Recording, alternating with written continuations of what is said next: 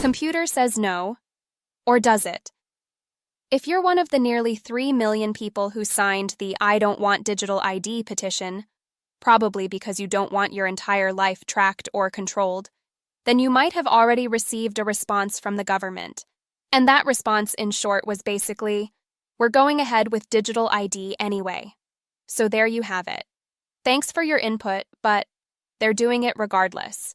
Now, if digital ID is being rolled out, one of the companies the government might have turned to is Palantir, a massive tech firm heavily involved in software, data, and artificial intelligence.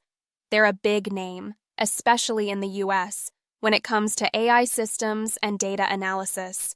So naturally, you'd assume that the UK government might approach them and say, "Hey, would you like to be part of this project?"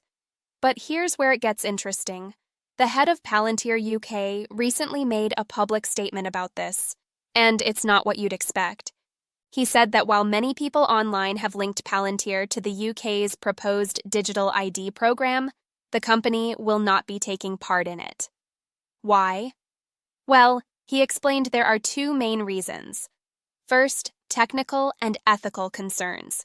He personally believes there are better ways to make government services accessible online without creating a completely new national ID system. He also mentioned the potential risk of misuse, and that's something the company isn't comfortable with. Second, a democratic concern. Palantir's policy is to help democratically elected governments carry out policies that voters have actually approved. But here's the catch. Digital ID wasn't part of any election manifesto. It hasn't been voted on. There's no clear public mandate for it. And with so much division and public opposition, Palantir has decided it's not something they want to be involved in. Pretty interesting, right?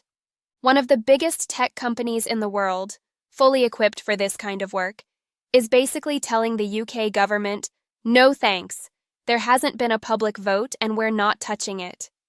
And honestly, that's a big deal.